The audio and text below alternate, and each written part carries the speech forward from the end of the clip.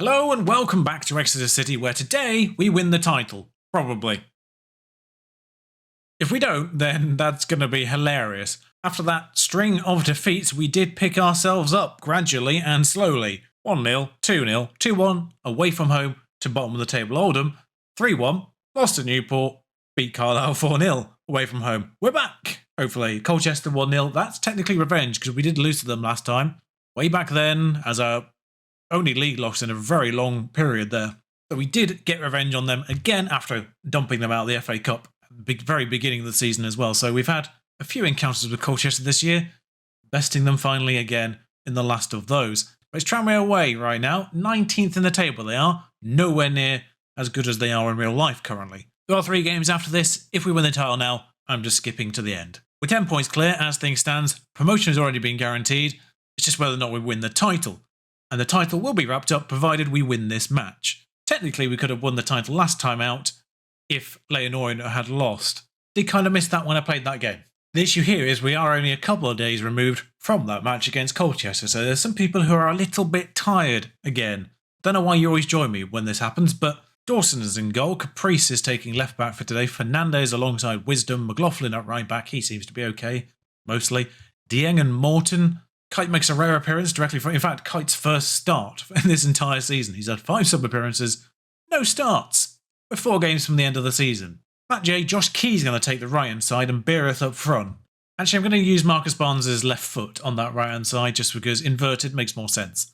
Even though his performances have been, we're first in the form tables even with that loss to Newport County a few games ago. Actually going to remember to switch sides for this game. Morton, Barnes. Sorry for that. Barnes is not going to do anything because he's tackled and McLaughlin gets it. That's an interesting and accidental ball, as McPake is a difficult thing to say.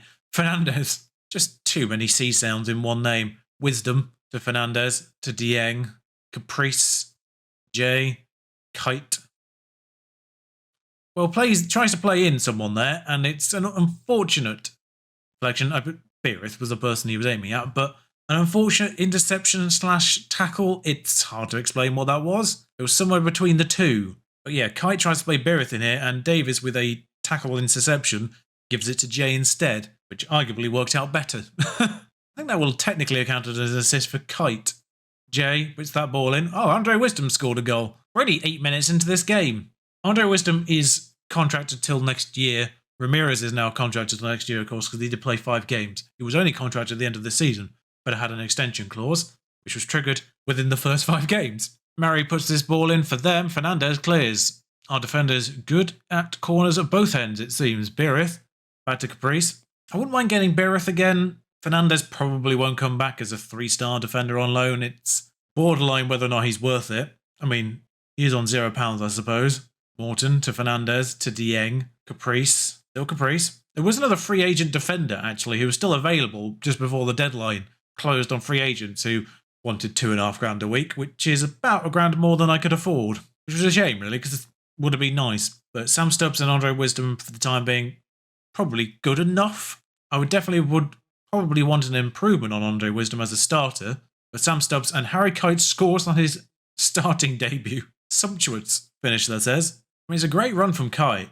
Splits that defence, and that's what I love about this formation, is it does get that player in to scoring opportunities. I'm using this formation right now on Twitch with my Hanover save, just because I ran out of strikers. I was using a 2-striker system for the first 3 years, and then had to spend the money on not strikers, as my loanee, Makoko, was unavailable to come back again for a 4th year running.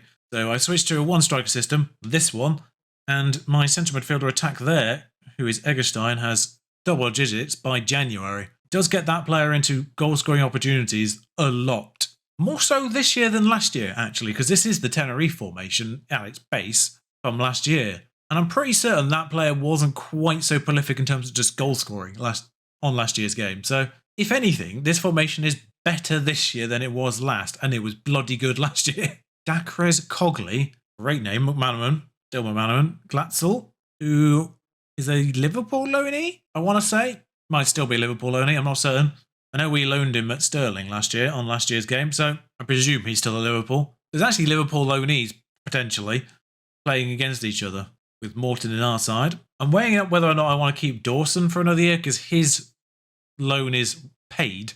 Like, he's not here for free. Beerith, I could get back for free. Dieng scores a 4th. It's not counting. Doesn't explain why. Sure, fine, whatever. And as things stands, we will be champions, which is good news for the video. I will just play through the remaining 3 games and bring you the end of season stuff, but I can tell you right now that the budgets have already been decided because of the promotion. We have an extra £20,000 a week, which sort of keeps us lower mid in League 2 wages.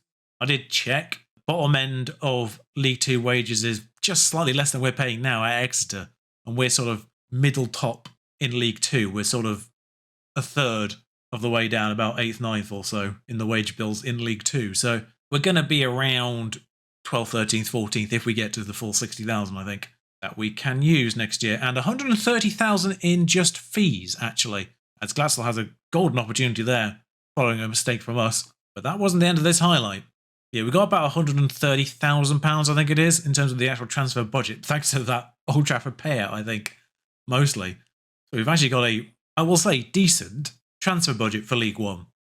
Beerith at the back post. Ooh, nearly a sensational across the goal header there. Beerith will definitely save me some pennies next year anyway, if we can get him back. Tyler Morton's loan was paid as well. Triple substitution as the 3 most players, the right back, Key, and I can't say names right now. Key's come on, Nombe's come on, Felipe's come on. 3 goals in the first 20 minutes, dealt with this one. And a mysterious disallowed goal that I still don't know what happened with. Well, that will be champions confirmed. Breaking news, as Leyton Orient lost anyway. They're pretty much a certainty for automatic promotion now as well. They are 7 points clear of Mansfield with 3 games to go. It will be an absolute collapse if they don't get through. Still very much tight between Crawley and Bradford, I would say. Colchester 4 points off. Could sneak in, but unlikely. Forest Green only drawing with Oldham on that day is not good news for them. 2 assists for Jay and a goal. Involved in all 3. Right then, so I'll see you at the end of the season. Rochdale, Northampton and Port Vale to play. Oh, before I do, youth intake happened. It was a good predicted youth intake. 4.5 stars was the prediction on the youth intake, and we did get a 4.5 star potential. The only thing that makes me think he might not be that good is the fact his value isn't great. Normally, even in a team like this, if the potential was 4-star, if they had 5-star potential, then you could easily have triple-digit transfer value if he was going to be pretty good. This makes me feel like he's going to be more 3.5 star than 4.5 star. But good determination and work rate to kick things off with. Should develop quite nicely. Interestingly though, this player I've just noticed in the intake wasn't regarded 3.5 star, possibly 4.5 star in the actual intake. Now he's here, 6'2" at 15. He does have triple-digit transfer value. He's more likely to be 4.5 star than 3.5, I think. Does need to get that strength up, does need to get that stamina up, but again, good work rate, good teamwork, determination is woeful, and the technicals obviously need to be improved, but apparently 1.5 star central defender as things stand already. Raylan Rod, great name. Just a relatively major admin things just occurred almost immediately. Ball got back to me with a senior affiliate. They've got state-of-the-art youth facilities. The other options were Everton or Brentford. Brentford I ignore just because I know they don't actually have youth facilities. Leicester versus Everton was a difficult decision because I feel like Everton have better youngsters now and have a better youth recruitment. But Leicester's facilities are better, therefore their youth players should be better long term. And they're currently 4th. Also, I can extend Fleming's loan for nothing. Also, Beerith's. Also, a minor consideration was the fact of maybe extending Tyler Morton's loan would be a bit awkward if I had Everton as an affiliate. I'd feel a bit bad trying to nick Liverpool youngsters. Leicester, no such problems. An efficient and somewhat undeserved 1-0 against Rochdale. Okay, you need to see this goal because it is ridiculously good. It's about the passing play, it's not about the finish. Morton spreads it out to the left-hand side here. Back to Dieng, forward to Jay, first touch football into Beerith. I can't tell if I'm watching Exeter or Barcelona there, frankly. Okay, you need to see this one too. This is twofold, this one. It's the finish. It's also the pass by Ramirez in the build-up to this. But also, this started with Ramirez's perfect clean tackle. Back heel to Key, Key to Brown, Brown with a curling finish.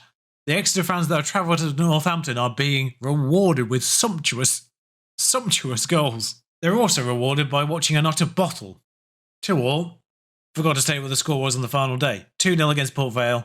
Here's the full review. 25 grand for winning League 2. Doesn't seem a lot in the grand scheme of things. Obviously, some of these transfers weren't of my doing, some were already here, Giovanni Brown being one of those. How much they were letting him go? 12 goals, 18 assists from Giovanni Brown. Very much my surprise favourite player of this season. Baba Fernandez actually did have really good performances in the 23 starts he had, so consideration to actually keep around a little bit longer?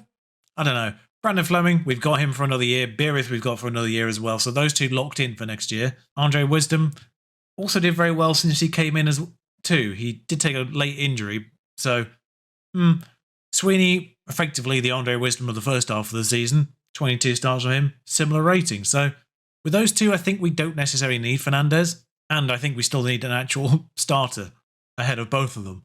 McLaughlin was a good acquisition. Cameron Dawson was great in goal on loan. Scott Brown's actually new here as well, apparently, but probably not going to be staying much longer, let's be real. Ramirez, only 10 starts at the end thanks to that long injury.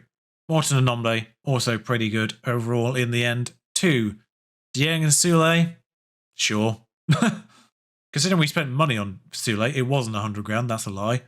Oh no, it was 80 grand, it was more than I thought. Of course, they're delighted. Goal of the season wasn't what I was expecting. Oh no, it is what I was expecting. I remember that goal now. That was the FA Cup match against Rotherham. You saw that one. That was sensational. Match to remember apparently was 3-1 away at Rochdale. Not fully certain why. No rep change, which is a little bit surprising. You think you go up a tiny bit, but particularly from regional. Ramirez, unsurprisingly, the best shirt seller. I'm just imagining the Exeter fans all getting their Ramirez shirts. There's our overall formation. That makes sense. I'm trying to remember what happened to Archie Collins in the end of the season. He wasn't injured. I think I just forgot to put him back on the bench after he was injured.